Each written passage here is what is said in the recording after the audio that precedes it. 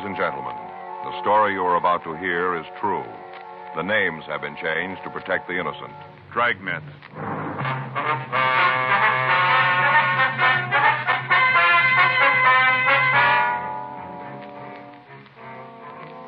You're a detective sergeant. You're assigned a robbery detail.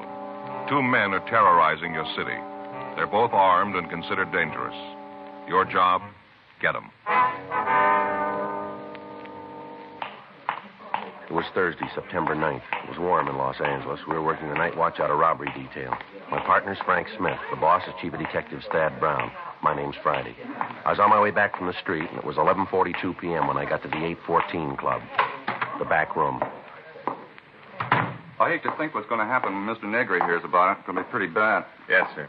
How about it, Joe? You catch the fellows yet? No, sir. Description's out. Guys from the F cars are checking the neighborhood. Haven't got nothing yet, though, huh? No, sir, not yet. Wish I was home. Sir? If I was home, I could turn off the phone. I got one of those attachments in the extension in the bedroom that turns it off. Wish I was there now. Mr. Negri's really going to be sore. Mm-hmm. Was there anything at all about the 2 men that would stand out and make it a little easier for us to identify them? Tell you the truth, Sergeant, if there was, I didn't see it. All right. I was scared. Darn scared. I'm not afraid to say so. Yes, sir. I can tell you again, if you want me to, about the robbery. All right, if you would. Might be something you didn't remember the first time through. Okay. Guess it was about 11:15 when it came in. Just a guess, but I think it was about then. Uh-huh. A dark one.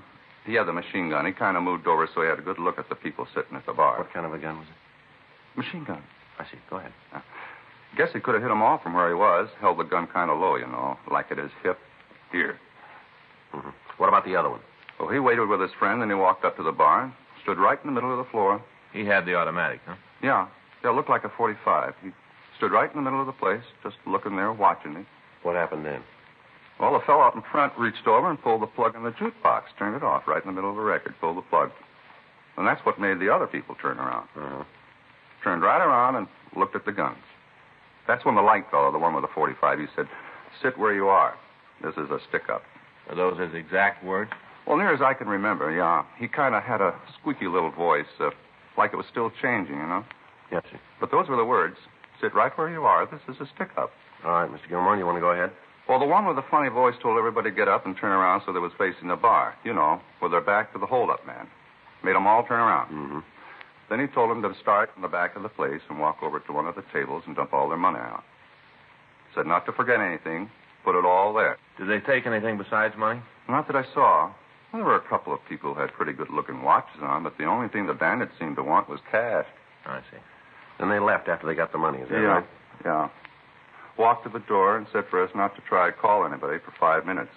After that, they walked out. Did you see if they had a car? No, sir. Didn't even go near the door.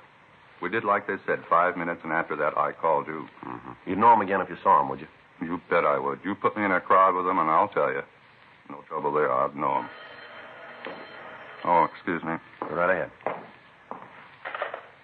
814 Club. Yeah. Oh, yeah, Mr. Negri.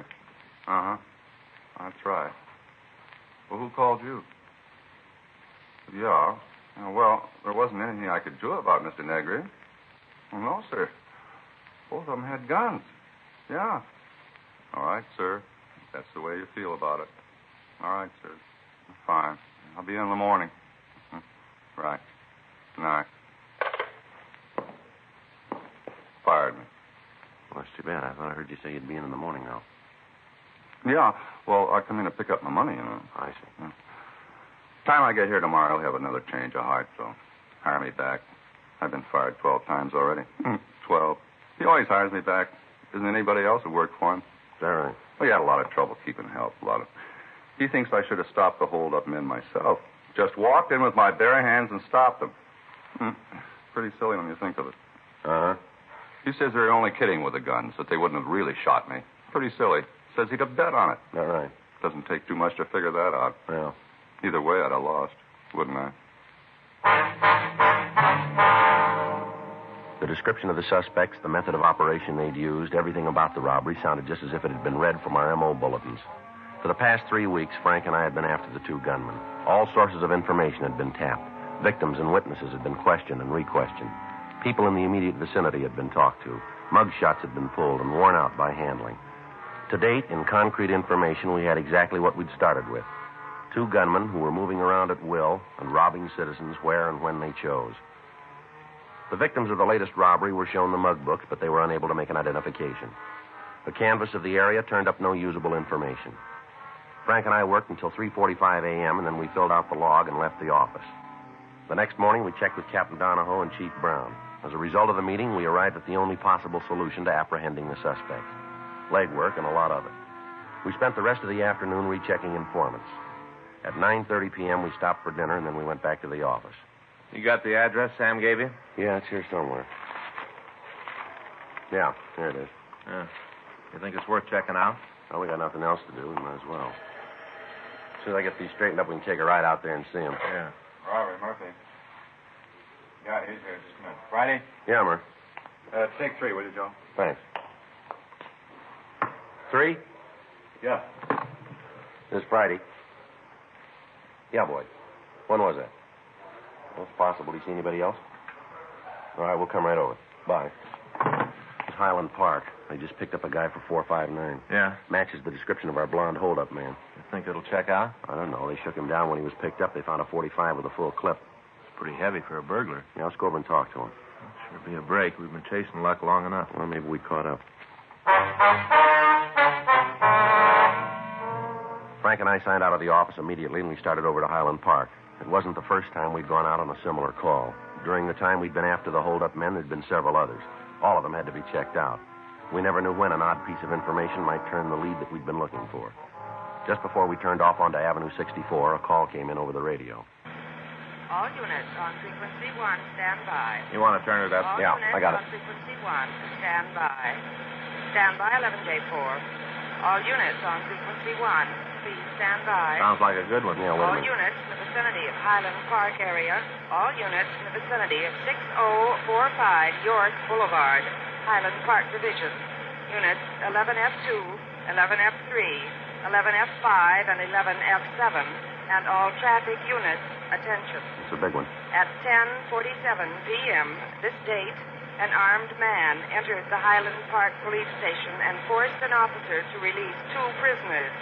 The man was armed with a submachine gun believed to be a .45 caliber. Suspect is described Sounds like our boy. as WMA.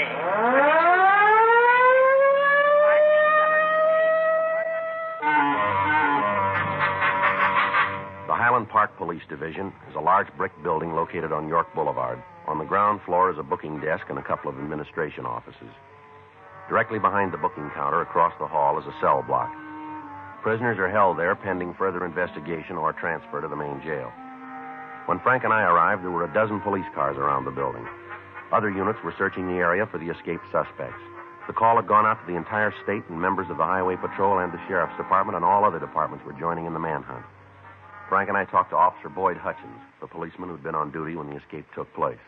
Well, he came in the side door, and first I thought he just wanted some information. Uh-huh. When I walked over to take care of him, I couldn't see the gun. He was carrying it low, kind of hidden by the counter. You didn't see him come into the building then, huh? No, I was on the phone. First I knew was when he asked me if he could see Burton. Uh-huh. I told him we couldn't swing it right then. Said he'd have to come back. And that's when he asked me if there was anybody around who could okay a visit. Well? I told him there was and said for him to come back in the morning. That's when he showed you the gun, huh? Yeah, he brought it right up over the counter. Said for me not to cause any trouble and I wouldn't get hurt. He didn't have to tell me. Yeah. If there'd been a chance for me to take him, I might have tried, but I didn't see how it'd prove anything for me to bleed all over him. Yeah. He made me take him back to the cell block. I unlocked the door and he told Burton to come out. What about the other guy? Oh, his name is Kenneth Lechner. He was in the same cell with Burton. The guy with the machine gun asked if he wanted to go for the ride, and Lechner said yes, and then the 3 of them walked out of the building. Did they make any attempt to tie you up, anything like that? No, he just said sit tight. I wasn't about to argue. What do you know about this Lechner? Oh, he was picked up on a warrant from Oklahoma. What charge? Murder. We went to the city hall and we checked the name Gail Burton through R&I. There was no record on him in Los Angeles. We forwarded the information on him to George Breton up at CII in Sacramento. The rest of the night was spent in checking out the possible places the suspects might have been hiding. In a city of over 2 million people, there are a lot of places. While we were combing the city, men from the Sheriff's Department were going over the county territory. We had a vague description of the car that was used, but it might match any one of several hundred being driven on the streets of Los Angeles. Roadblocks were set up on principal routes leaving the city. Special details were standing by at all train and bus depots, and the airports were covered. Leaves and days off for all personnel were canceled, and by the time the search got out of low gear, over 3,000 policemen were looking for the three men. Field stations were set up in the less populated areas, and coffee and hot soup were served to the men participating in the search. The night dragged on without result. Saturday, September 11th, we received a report that two men answering the descriptions of Burton and the man who'd aided in his escape had tried to rent a boat down in San Diego. However, when this was checked out, it proved to be false. Saturday afternoon, we received information from George Brereton that Burton had an arrest record in Sacramento and that mug shots and all information were being forwarded. We got in touch with the authorities in the northern city and asked them to check further on the friends and relatives of Burton. When the mug shots arrived, they were shown to the holdup victims. Mr. Gilmore, I'd like to have you take a look at these pictures, see if you recognize any of them. Mm-hmm. You think there might be one here of the fellow who held us up? Well, we want you to tell us if you can. Uh-huh. No. Not him. Uh-uh. No. Well, you remember how I told you Mr. Negrid give me my job back? Yeah, I remember that. He did, just like always. Oh, that's fine. As soon as he read in the papers how they broke out of jail, he said I was right not to cause trouble. As soon as he found out about the jailbreak. We're not sure they're the same men yet, Mr. Gilmore. Don't know why. Sir? Don't know why, you ain't sure. Here's his picture. This is the man who held you up? Yeah, one and the same. How about it, Joe? Burton. The other victims also identified Burton as one of the men who'd held them up. With the name of the man, we at least had some place to start. We put in a call to Sacramento, and we talked to the police department up there. We found that the suspect had been arrested on charges of suspicion of burglary, suspicion of robbery, ADW, and assault with intent to do great bodily harm. In spite of the numerous arrests, Burton had only served one term in the county jail. We got all available information on him, and the search was intensified. We'd gotten reports from informants that the three men might try to escape across the border into Mexico. San Diego was notified of this, and Al Gayton was dispatched to the international boundary at Tijuana to aid the Mexican police. 2 days passed without news of the suspects. Monday, September 13th, Frank and I got back into the office from chasing down a lead that went nowhere. Better check with the skipper. Yeah, I'll do it right away. I got it. Robbery Friday. Yeah, all right, I'll take it. Long distance San Francisco. Might have gotten up there, huh? Hello. This Friday. Oh, yeah, Eddie. Mm-hmm. Yeah, well, we got the identification from Brereton. No, nothing yet. When was that? That could be. It'd give him time, wouldn't it? Just a minute, Frank. Yeah? It's Eddie Vandervert up there. When did these guys pull the first job? I think it was August 16th. Place over on Pico. That's the first one, isn't it? Yeah. August 16th, Ed. No, the other one doesn't show up on any of the sheets. Kenneth Lechner. No, we're expecting it from Oklahoma. You guys will check it out for us then, huh? All right. Let us know as soon as you got something definite, will you? Right. Okay, Ed. Thanks for calling. Right. Bye. What's he got? Well, I got a rumble that Burton was up there the first part of August. He stayed about a week, he said. Yeah. Ed says he's got an informant down in the Fillmore district used to run with Burton. Might give us a lead on the partner. How come? Well, according to the informant, Burton met a guy up north. They got real chummy. They left town together. Come up with a name? Yeah, he did. Kirby Monet, M-O-N-E-T. Been in trouble? A couple of times. Petty stuff. Rumble's got it that he was always talking about going big, forming his own gang, cutting into the heavy stuff. Matches? Real good. Monet's description's the same as our number 2 man. Pictures of Kirby Monet arrived from San Francisco, and when they were shown to the victims of the thieves, we had a positive identification on our second suspect. Armed with this information, the job of the men in the field was considerably easier. Now they knew who they were looking for. 10:42 p.m., Frank and I started downstairs for our car. Excuse me, Paul. Yeah? You tell me where the office of the chief is? Down the hall and to the right. Thanks. Wait a minute, fella. Hold on. What do you want to see the chief about? That's personal. Maybe you better tell me, huh? If I wanted you, I'd ask it that way. All right, get over the wall. Better shake him down, Frank. All right. Over here. You don't have to go through all this. I'm not going to cause you any trouble. Your name's Kenneth Lechner, isn't it? That's right. If you couldn't find me, I figured I'd come to you. Frank and I took the suspect to the squad room, and we got in touch with Chief Detective Thad Brown. We told him what had happened, and he said he'd come over to the office as soon as possible. We shook Kenneth Lechner, but we found nothing. We asked him to tell us about the jailbreak. I didn't have nothing to do with it. You got to believe that. We'll let you tell us. I'm giving it to you the way it happened. Where are Monet and Burton? I don't know. Last I saw them, they were out on West Pico. You got an address? No. They're sitting in the car. They had a place cased, and they were waiting for the crowd to clear before they took it. You know what place it was? Well, it's a bar out there. Got the name? No, I haven't got any idea. I told you I want no part of it. That's the reason I left. You haven't got any idea where the place is, huh? No, none. You want to tag communications, Frank? Tell them about it? Yeah, I'll get right away. You guys must have every cop in the country out looking for us. Never saw so much fuzz. Yeah. I can't go that route anymore. It doesn't work out for me. Never was any good at running. Did you hear anything at all about the plans they were making? No, not a lot. I don't think they trusted me very much. I was with them, but like an in-law or something. I'll tell you something, Sergeant. What's that? These guys are roof jobs, both of them. What do you mean? Well, they lost the road all the time talking about how they're going to put class back in holdups, going to form a big gang and really jump the cops. All the time talking like that. Roof jobs. Mm-hmm. You got any idea where we can pick them up? Ain't nothing I'd like better than to give you the address, but I ain't got it. What about this car they're using? Can you give us a description of it? Yeah, it's a 52 Nash, 4-door. Stolen? Well, it must be. They had it when we left Highland Park. You give us the number on the plate? I don't think so. I can't pull it up. I don't think I ever really took a good look at it. What about this machine gun? They got shells for it? They're loaded with them. These two guys are heavy enough to start a small war on their own. Monet carries a chopper and a 45 in his belt. Burton's got two 45s and a 38. He carries a 38 strapped to his leg. He's always laughing about it. Says even if he's picked up, he's got to ticket out. Mm-hmm. Oh, these guys are real far out. They've been reading too many comic books. All the time talking about Dillinger and Floyd. Burton even took to smoking cigars. Says it makes him look like Doc Barker. Anything you can give us that'll help us nail them? No, nothing. All right, Lechner, let's go. You take me to jail? That's right. Hey, you do me a favor, huh, Sergeant? What's that? Give me a cell by myself. I hadn't much sleep in the last couple of days. I'd sure like to get some. We'll see what we can do. All right, sit still a minute. All right, let's go. You got to put these on again? That's right. All right, come on. Get the word out? Yeah, a little late. What do you mean? Burton and Monet have already hit the bar. Patrol car spotted them on the way out. Yeah. It was a beef, and the men in the car took Burton into custody. Mm-hmm. Dropped him in the car and started to bring him in. Hadn't gone more than a couple of blocks when Monet drove up, rammed the police car, and started shooting. Anybody hurt? Yeah. He took Burton away from the men in the unit and shot one of them. How bad? Well, he's at Georgia Street receiving now. They don't expect him to live. We had Count Fleckner held for the Oklahoma authorities. We contacted Captain Donahoe and told him what had happened. He'd taken over the search for the two suspects in the Pico area. A blockade had been set up on all streets leading into and out of the area. All vehicles were being stopped and searched. All pedestrians were being interrogated.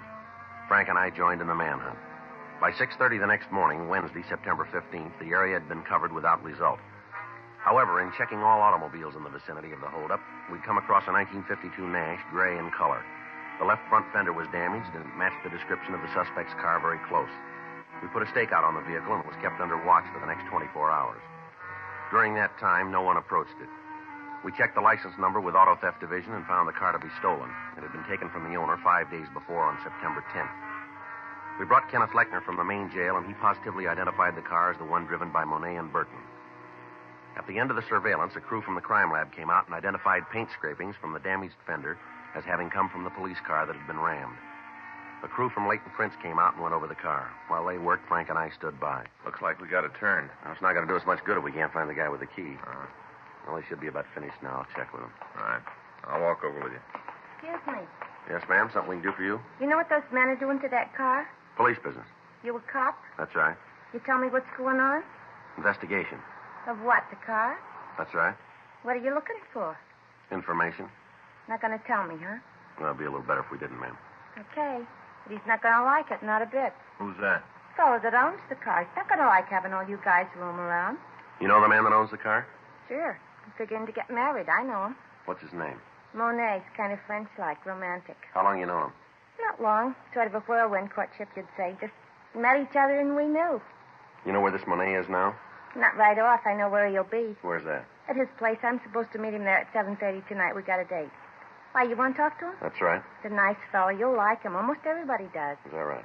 Never knew anybody met Kirby didn't want to be around him all the time. Everybody wants to be around Kirby. You know him. You'll see. Well, I won't be too hard, ma'am. Huh? He's already convinced us. We had the girl, Drusilla Roth, show us where the suspect was living.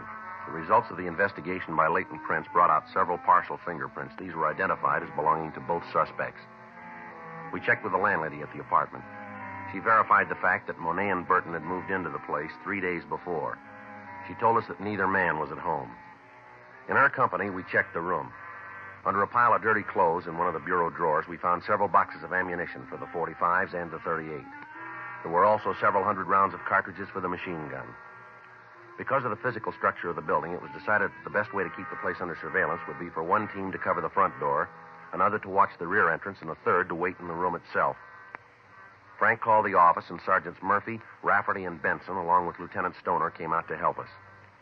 We instructed the manager to stay in her room and not let on to either of the suspects that we were in the building. We waited. 6:45 p.m. Should be showing up pretty quick, huh? Yeah. Any word from Georgia Street? I talked to Stoner when he got here. They've given Simon a couple of transfusions. Figure they're going to be able to transfer him to General the first thing in the morning. You going to make it then? Well, looks like it. They took a 38 out of his left lung, 2 more out of his hip. Pretty rough go. Yeah. What time he got? 6:47. Should be here by now if he's going to keep that date. Now, there's another one that comes first. At 7:06 p.m., there was a knock on the door. It was a signal that we'd arranged. We opened it and found that Lieutenant Stoner had come up to tell us that Gail Burton had been taken into custody. He'd approached the apartment, and as soon as the officers stopped him, he'd surrendered, offering no resistance. Stoner wanted to tell us that he and Benson would take the suspect downtown for booking. Frank and I settled back to wait for Monet. 9:20. Oh, I'd sure like a smoke. Yeah. Why is it, Joe, you and I always draw this stake inside the room where all we can do is sit? I don't know. You usually ask for it that way, don't you? Well, next time we're going to take one of the entrances. Sit out there in the car. Smoke when you want. If you want something to eat, you just run down to the drugstore for a candy bar. It's a lot better duty, Joe. Sounds like somebody coming tonight. Yeah. What's that? Yeah. All right, Monet, hold it right there. Watch it, Joe. See him? Yeah. Down this way. All right, hold it. Any sign of him? No. He might have gone down the stairs. The apartment at the end of the hall. Right. Come on. All right, Monet, come on out. It's the last time around, Monet. Throw that gun out and you follow it. Not coming out. All right, let's go in. Wait a minute. I'll knock. All right, don't shoot me. All right, quit. I don't want to fight. Throw the gun out here. Right there. Drop it. All right, here it is. Doing like you say. I got it. All right, hands behind your head. Back out of the door. Come on, turn around. Keep those hands where we can see them. Okay, I'm coming. I don't shoot anymore. I won't give no more All trouble. right, hold it right there. Now, don't move. Keep those hands up. I'll shake him. Here's another one. 45.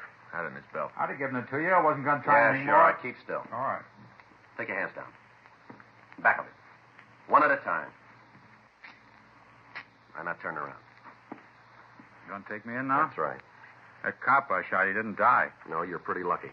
And all you got me for is robbery. That's all. Just robbery. That's how it looks from here, doesn't it? Robbery, that's all. Jail term doesn't make a lot of difference. Is that right?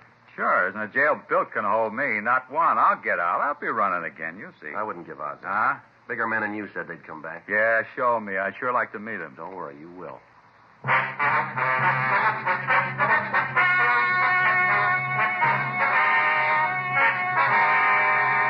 Kenneth Nelson Lechner was returned to the state of Oklahoma for prosecution on a murder charge. A hold was placed against him by the state of California in the event he is paroled. Gail Claude Burton and Kirby Arno Monet were tried and convicted of robbery in the first degree, 6 counts. Violation of Section 4574 PC, bringing a firearm into a prison, violation of the machine gun law, and assault with intent to commit murder. Robbery in the first degree is punishable by imprisonment for a period of not less than 5 years. Violation of Section 4574 is punishable by imprisonment for a period of not less than 1 year in the state penitentiary. Violation of the machine gun law is punishable by a term in the state prison not to exceed 5 years and or a fine of $5,000. Assault with intent to commit murder is punishable by imprisonment for a period of not less than 1 nor more than 14 years in the state penitentiary. You have just heard Dragnet, the authentic story of your police force in action, and starring Jack Webb, a presentation of the United States Armed Forces Radio Service.